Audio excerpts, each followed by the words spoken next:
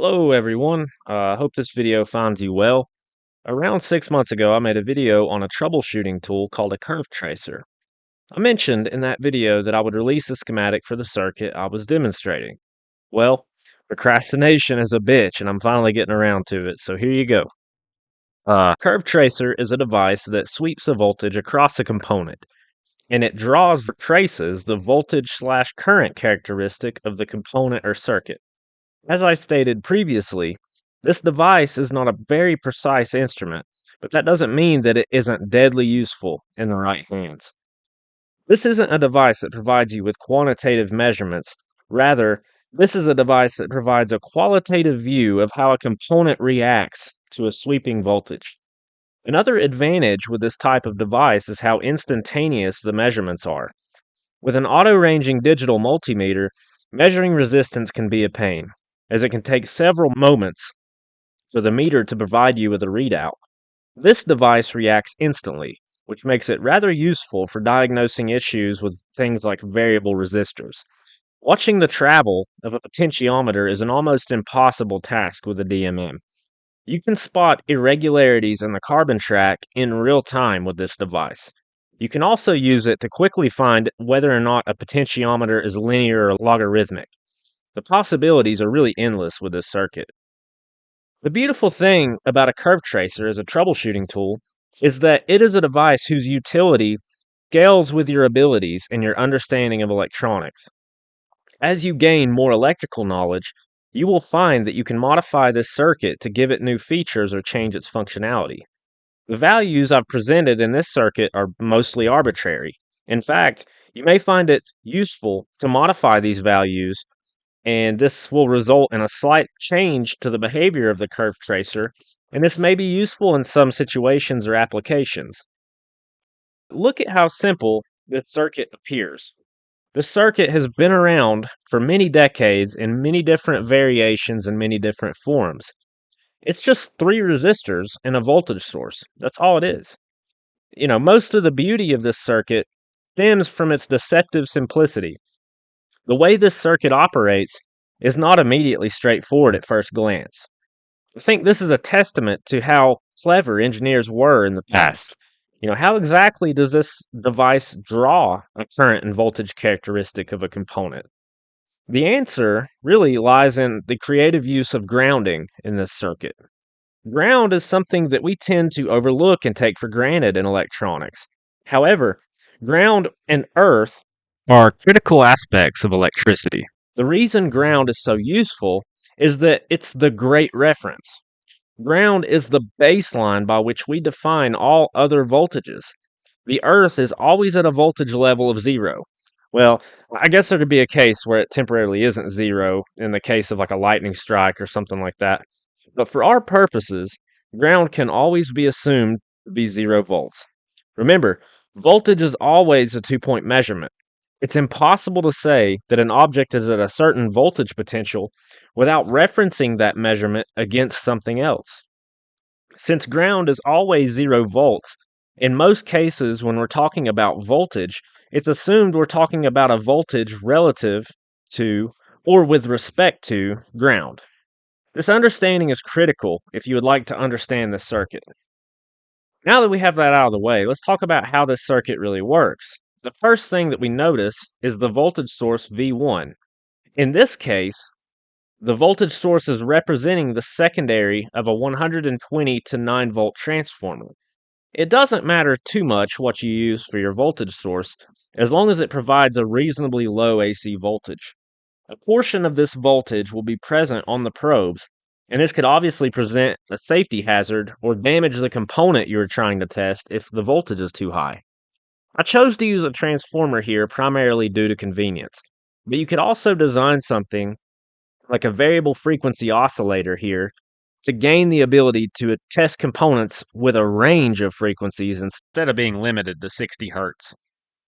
As I said before, the beauty of the circuit lies in its flexibility.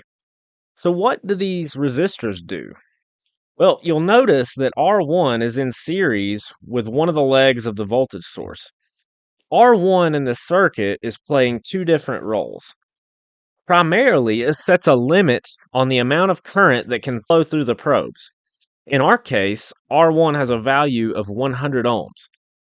That means that the current can never go above the voltage of this voltage source divided by 100. In this case, it would be 90 milliamps. If you were designing one of these circuits yourself, I would advise not to lower this resistor value too far.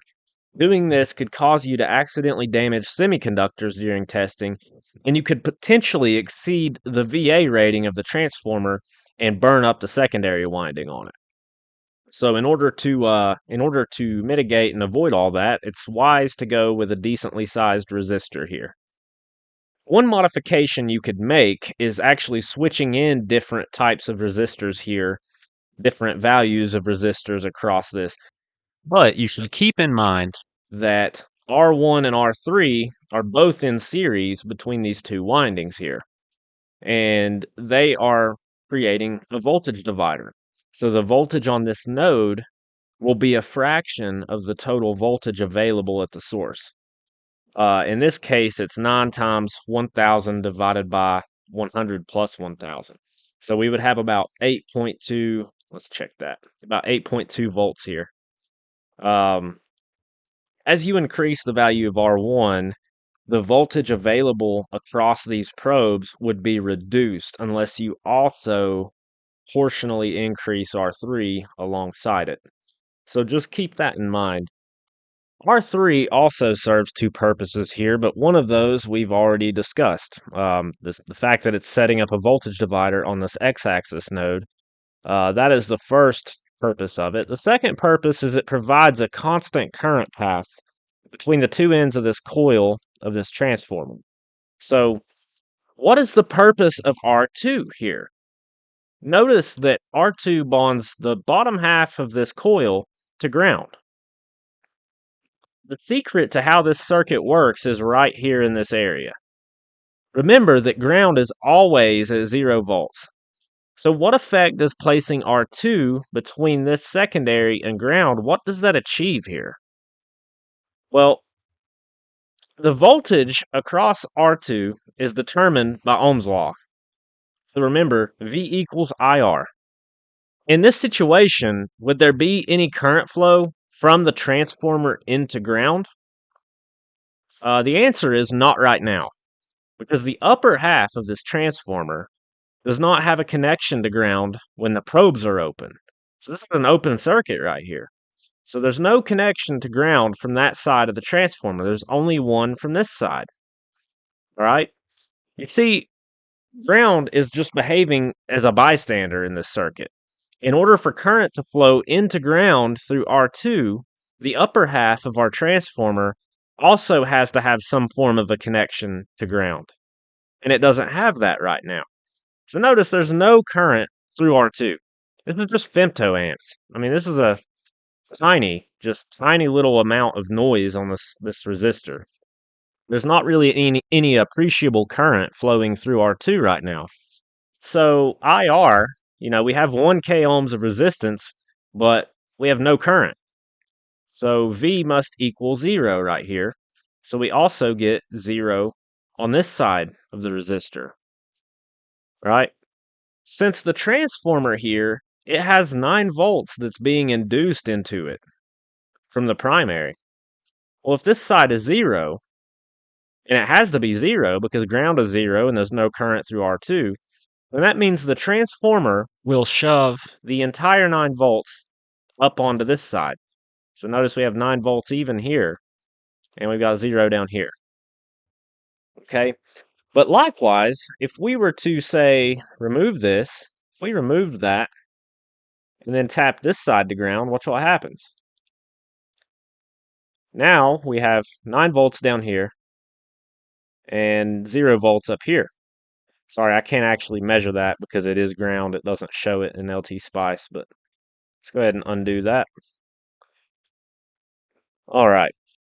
So remember that whichever side you reference, the transformer is going to react to that and shove the voltage away from ground because ground has to be 0. So let's try that. We could also do this. Let's take a resistor. We'll put it right here. We'll call it 1 ohm. So notice now we've kind of touched our probes together essentially. And notice we have lots of voltage over here. So we have 7.5 volts on this side, and that's going to our y-axis. So that's our current axis. And now our voltage axis is at 0. Well, it's essentially 0. It's not quite because the resistor is 1 ohm.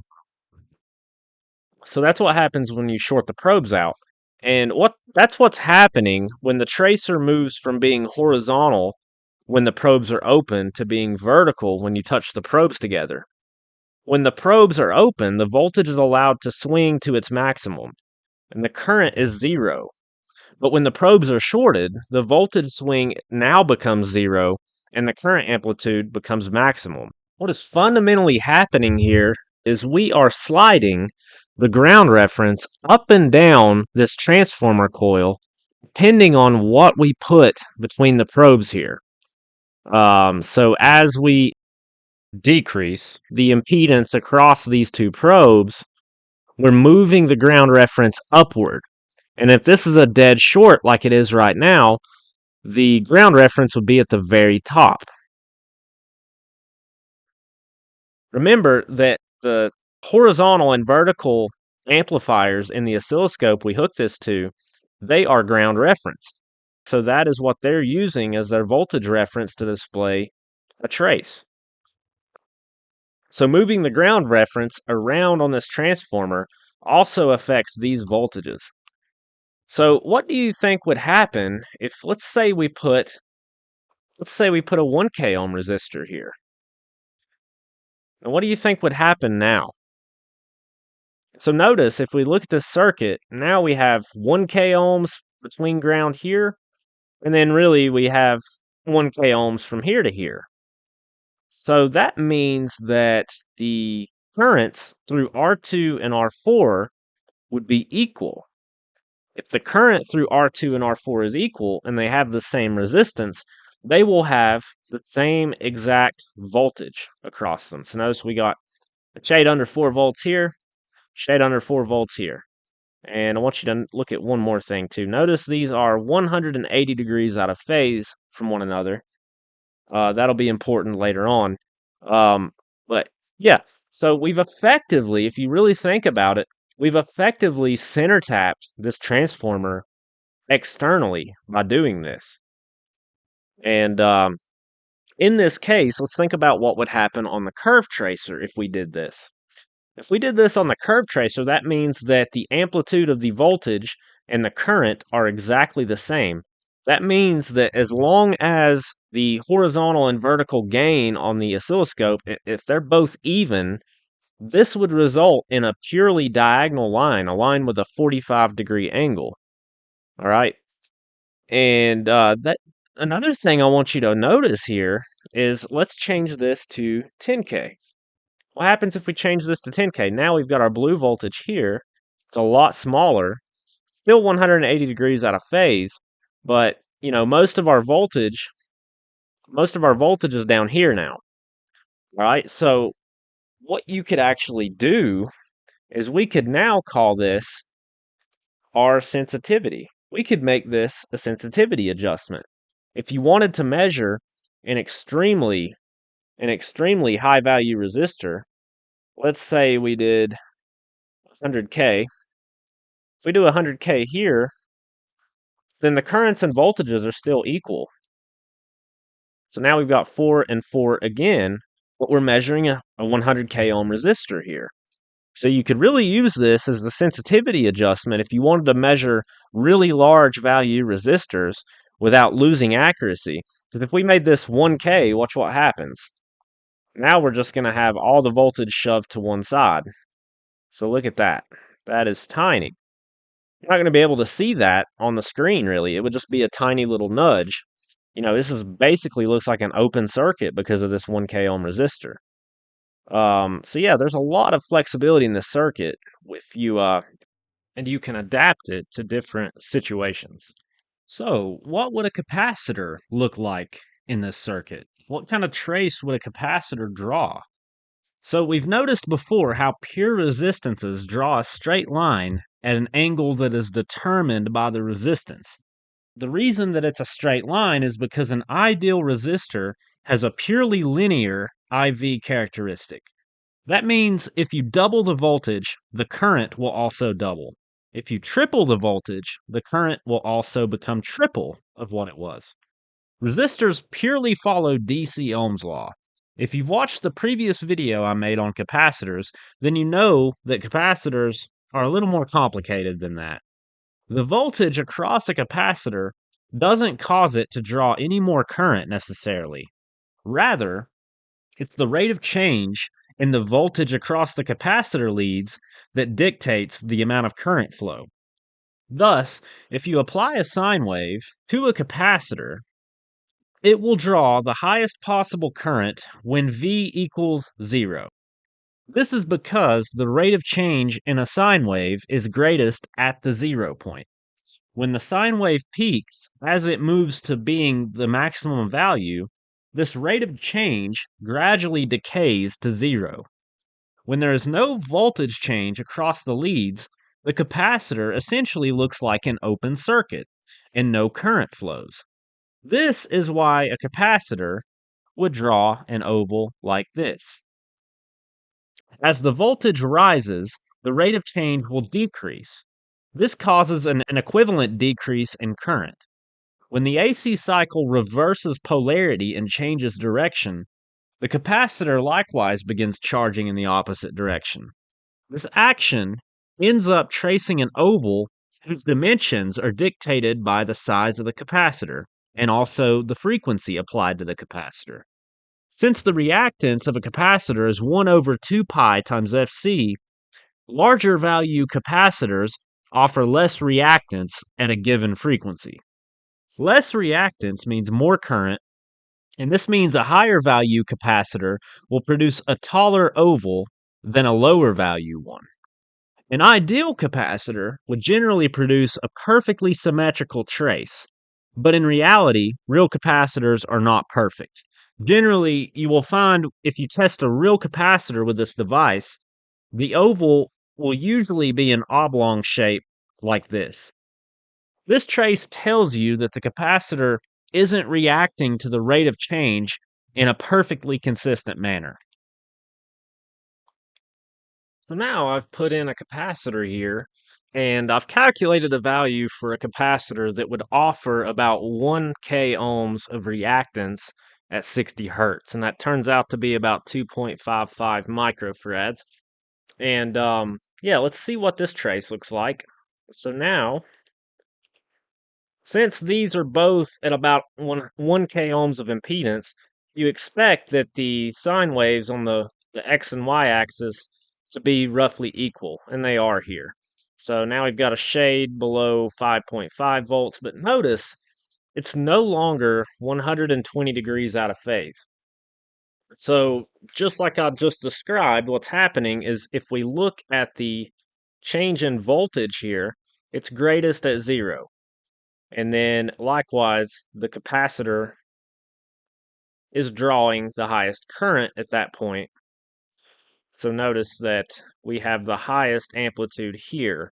And it's actually this phase interaction that causes the curve tracer to draw one path when the current is flowing in one direction, and it draws an opposite path. They're not the same, so you get that circular pattern that's being drawn.